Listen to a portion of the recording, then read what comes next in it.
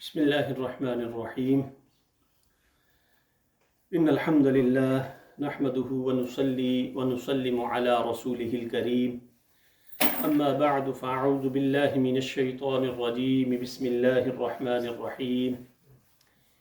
إنه لا يفلح الظالمون. صدق الله العظيم وصدق رسوله النبي الكريم الأمين ونحن على ذلك لمن الشاهدين والشاكرين والحمد لله رب العالمين. رب اشرح لي صدري ويسر لي أمري واحلل عقدة من لساني يفقه قولي. إن الله وملائكته يصلون على النبي يا أيها الذين آمنوا صلوا عليه وسلموا تسليما. اللهم صل على سيدنا محمد وعلى آل سيدنا محمد وبارك وسلم وصل عليه. الصلاة والسلام عليك يا سيدي يا رسول الله وعلى آلك وأصحابك وسلم عليك يا شفيع المذنبين. سامعین ذی وقار، اللہ رب العزت نے اس دنیا میں جتنے بھی انبیاء کرام بھیجے، جتنی بھی اس نے کتابیں نازل فرمائیں، جتنے بھی رسولوں کو مبعوث فرمایا، ان کی جو بنیادی تعلیمات ہیں ان میں یہ چیز ضرور شامل تھی کہ ظلم نہ کیا جائے۔ جتنے بھی انبیاء کی آپ تعلیمات، ان کی کتابیں، جو بنیادی پوائنٹ تھا، جو بنیادی تعلیمات کا مرکز تھا، وہ اللہ کی توحید، ان کی نبوت اور رسالت، اور جو تیسرا سب سے اہم بات تھی وہ تھا کہ ظلم نہ کیا جائے۔ اور اگر یوں کہا جائے کہ انبیاء کرام کی بعثت کا بنیادی مقصد اللہ کی توحید، ان کی رسالت اور نبوت کے بعد ظلم کا خاتمہ ہے تو بجا نہیں ہوگا۔ قرآن پاک نے جتنے بھی جرائم کی مذمت فرمائی ہے اور جتنے بھی گناہوں کے برے انجام کو بیان فرمایا ہے، ان میں سب سے بڑا جرم اور زیادتی جو ہے وہ اللہ رب العزت نے ظلم کو قرار دیا ہے۔ اور اگر یوں کہا جائے کہ کفر و شرک کی مذمت کے بعد قرآن کریم کی جتنی بھی آیات ظلم کی مذمت میں نازل ہوئی ہیں، اتنی کسی دوسری چیز کی مذمت میں نازل نہیں ہوئی۔ اللہ سبحانہ و تعالی قرآن کریم میں ظلم کی مذمت فرماتے ہوئے بیان فرماتا ہے، انما السبیل علی الذین یظلمون الناس ویبغون فی الارض بغیر الحق۔ فرماتا ہے مواخذہ تو ان لوگوں کا ضرور ہوگا، یہ نہیں ہو سکتا کہ وہ چھوٹ جائیں۔ انما السبیل علی الذین یظلمون الناس، ان لوگوں کا مواخذہ ضرور ہوگا جو لوگ ظلم کرتے ہیں، ویبغون فی الارض، اور ناحق ایویں نہیں، جس کو کہتے ہیں انگل دے دیتے ہیں، کسی سرکشی کرتے رہتے ہیں۔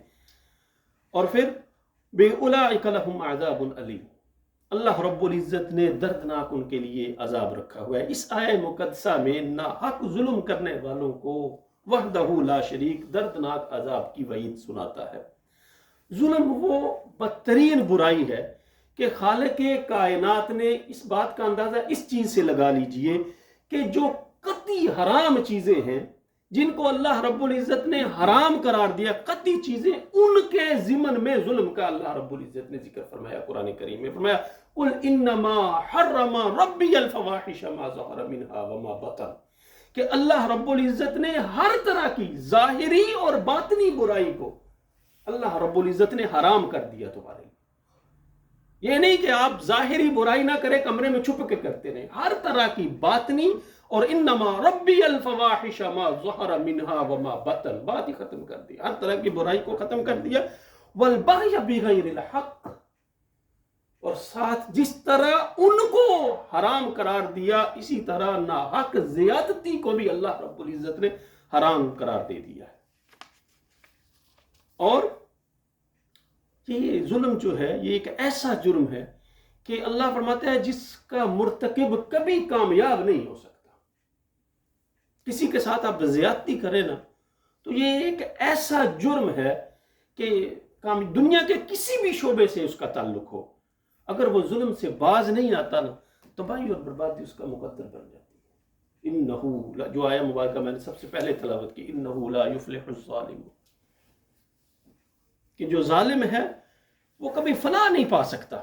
اندازہ کیجئے کہ وحدہ لا شریک قرآن پاک میں کسی بھی بات کو صرف ایک بار بیان فرما دے تو ایمان انسان کا اس پہ ایمان لانا لازم ہو جاتا ہے، لیکن ظالم شخص اور بربادی، اس کی بربادی کی جو اٹل حقیقت ہے، اللہ رب العزت نے کئی بار قرآن میں اس کا ذکر کیا کہ جو ظلم کرنے والا ہے وہ کبھی فلاح نہیں پا سکتا۔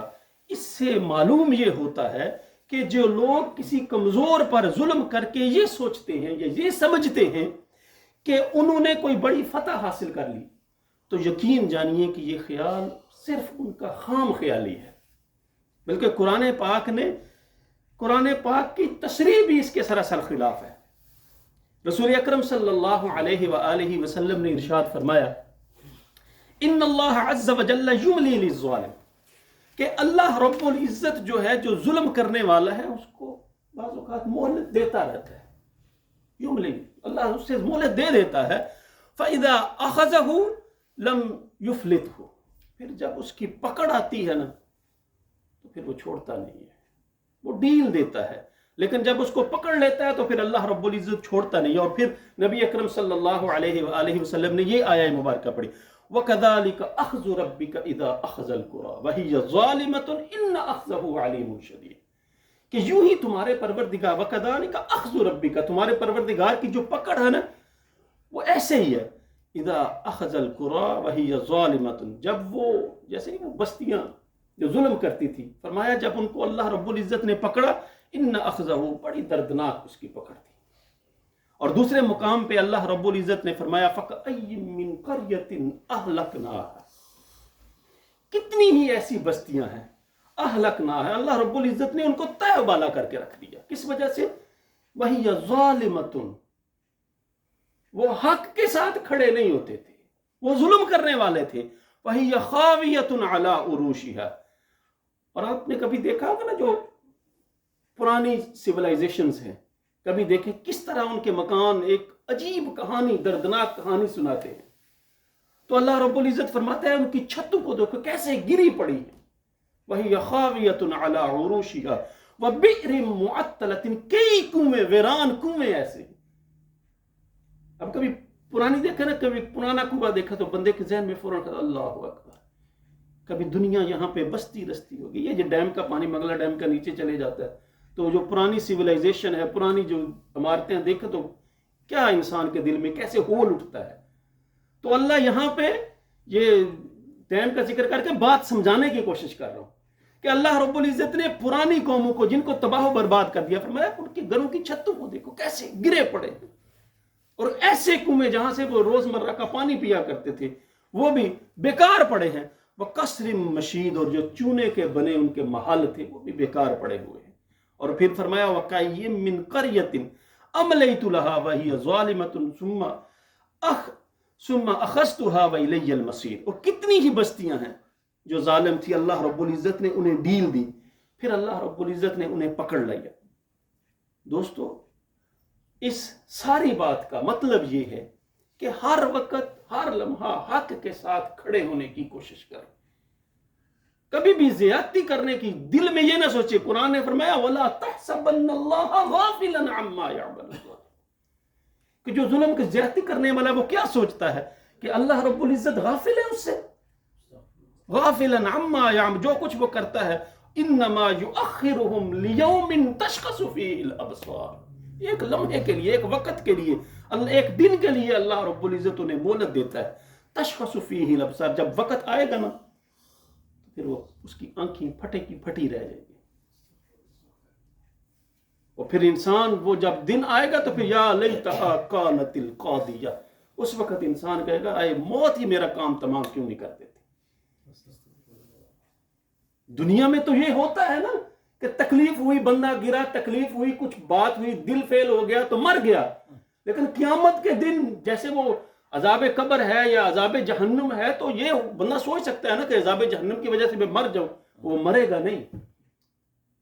تو پھر انسان یہ خواہ یا لیتہا کانت القاضیہ، کاش اللہ رب العزت ایسی موت دے جو موت میرا کام تمام کر دے۔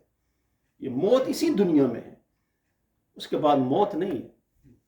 وہ کہتے ہیں نا قیامت کے دن جب حشر برپا ہو جائے گا تو وہ موت کو مینڈے کی شکل میں لایا جائے گا، جہنم اور جنت کے درمیان سے ذبح کر دیا، اس کے بعد انسان کو کسی کو موت نہیں گئی۔ اس طرح ہو تو پھر جنتی خوشی سے مر جائیں، جہنم والے غم سے مر جائیں۔ اور اللہ فرماتا ہے جو ظلم کرنے والا وہ کیا سوچتا ہے کہ اللہ کو اس کی خرابیوں کا، اس کے ظلم کا، اس کی زیادتیوں کا پتہ نہیں ہے۔ مہطعین مقنعی رؤوسہم، آئے ہائے، پڑھا کریں دوستو قرآن پاک، کبھی کبھی کھولا کریں اسے، انسان کی آنکھیں اور انسان کی روح کھل جاتی ہے۔ فرمایا مہطعین مقنعی رؤوسہم ولا یرتد الیہم طرفہم وافئدتہم ہوا، وہ اپنے سروں کو اٹھا، کبھی کبھی ایسے بھی ہوتا ہے نا، انسان کو جب کسی کہیں پہ زخم لگتا ہے تو وہ اپنے اس زخم کی طرف نہیں دیکھ سکتا، دل گھبرا جاتا ہے۔ انسان کی یہ حالت ہوگی، اس سروں کو اٹھائے ہوئے ہوگا، اس کو لا تردد الیہم لا یرتد الیہم طرفہم، وہ اپنی آنکھوں سے آنکھیں نہیں ملا سکے گا، وافئدتہم ہوا، اور دل ان کے خالی ہوں گے۔ مطلب یہ ہے کہ ظالم ظلم کر کے یہ نہ سمجھے کہ اللہ رب العزت کی پکڑ سے وہ بچ جائے گا، یا معاذ اللہ ان کے ظلم کی اللہ کو خبر نہیں ہوئی۔ نہیں، ظالم کو اللہ رب العزت ڈیل دیتا ہے، جب وہ پکڑتا ہے تو پھر وَلَوْ تَرَىٰ إِذِ الظَّالِمُونَ فِي غَمَرَاتِ الْمَوْتِ، فرمایا اگر تم دیکھتے ظالم کو موت کی سختیوں میں، تو شیخ الحدیث فرمایا کرتے تھے نا کہ جنازے بتاتے ہیں، موت بتاتی ہے کہ یہ انسان کیسے زندگی گزار کے جا رہا ہے۔ اور جب وہ موت کا وقت آتا ہے، جب موت کا غرغر آتا ہے، تو انسان کہتا ہے شاید جیسے نہیں اذان ہوتی ہے اور پھر جماعت کھڑی ہو جاتی ہے، کہتا ہے یہ آیا تھا اور یہ میں ابھی جا رہا ہوں۔ وَلَوْ تَرَىٰ إِذِ الظَّالِمُونَ فِي غَمَرَاتِ الْمَوْتِ، موت کا جب غرغر آئے گا تو ظالم کو دیکھتا ہے اس کی کیا حالت ہو رہی ہے۔ وَالْمَلَائِكَةُ بَاسِطُو أَيْدِيَهُمْ، ایک جب چور چوری کر کے پولیس کے سامنے یا کسی بندے کے سامنے جاتا ہے، یا جس کی چوری کی اس کے سامنے، وہ کیا کرے گا؟ اس کا ہاتھ کھول کے اس کا استقبال کرے گا؟ وہ گریبان سے پکڑ کے، ہاتھوں کو اٹھا کے گریبان سے پکڑے گا۔ یہی قرآن بے عین ہی مثال دے رہا ہے۔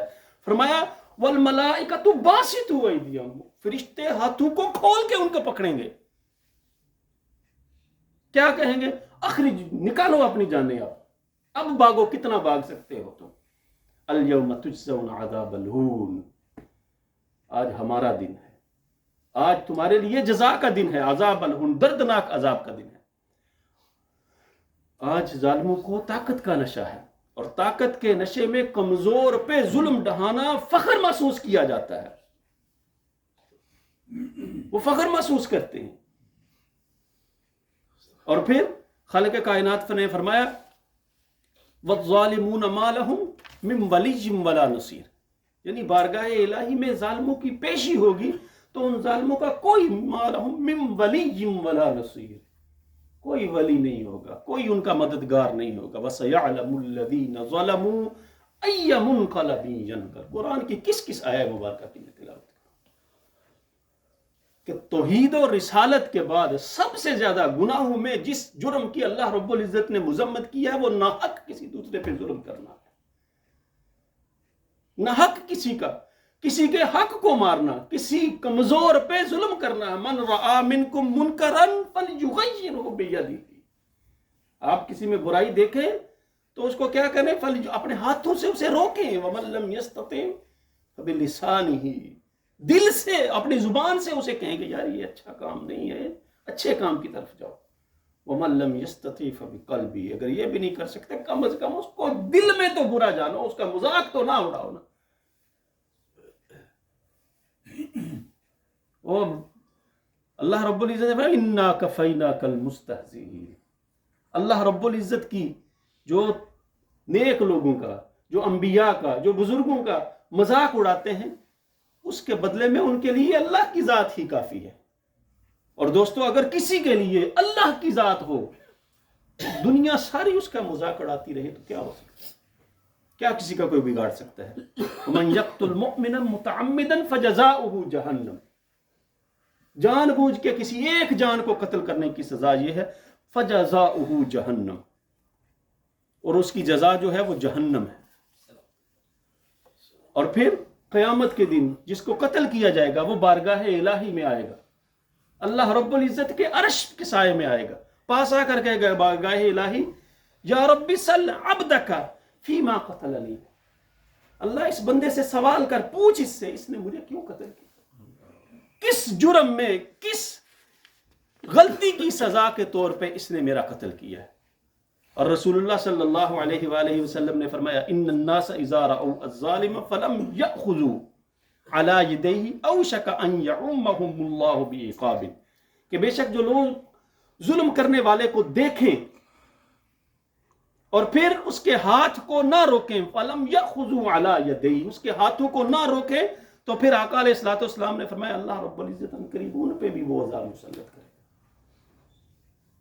وہ کبوتر کی طرح آنکھوں کو بند کر کے یہ نہ کہے کہ مجھ سے وہ چیز، وہ وعید یا وہ عذاب ٹل گیا ہے، ہمیشہ حق کے ساتھ من لم رأى منکم منکرا وتلک الایام نداولها بین الناس، یہ دن جو ہے، یہ وقت جو ہے وہ بدلتا رہتا ہے، اور یہ نہ ہو کہ ہم اب خاموش رہیں اور جب وقت بدلے تو باری ہماری ہو۔ رسول اللہ سے آخری بات، رسول اللہ صلی اللہ علیہ وسلم نے فرمایا نا وَشِرَارُ أَئِمَّتِكُمُ الَّذِينَ تَبْغِضُونَهُمْ، تمہارے حکمرانوں میں بدترین وہ ہیں، وَشَرَارِ بدترین وہ ہیں، کیا کرتے ہیں، وَيَبْغِضُونَكُمْ وَتَلْعَنُونَهُمْ وَيَلْعَنُونَكُمْ، کہ جن کو تم برا جانتے ہو، تم انہیں برا مانتے ہو، لیکن اس کے باوجود تم ان پہ لعنت نہیں کرتے۔